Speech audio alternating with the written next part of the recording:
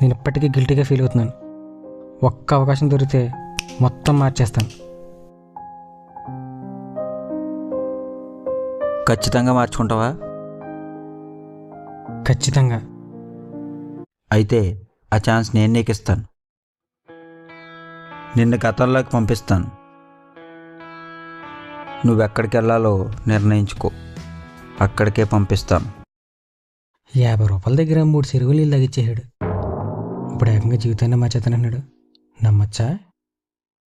అది just note మాత్రమే. ఇది నీ జీవితం. నిజంగానా? ముందైతే డస్ట్బిన్ నుంచి బయటపడేసి తర్వాత నువ్వేం చెప్పినా చేస్తాను.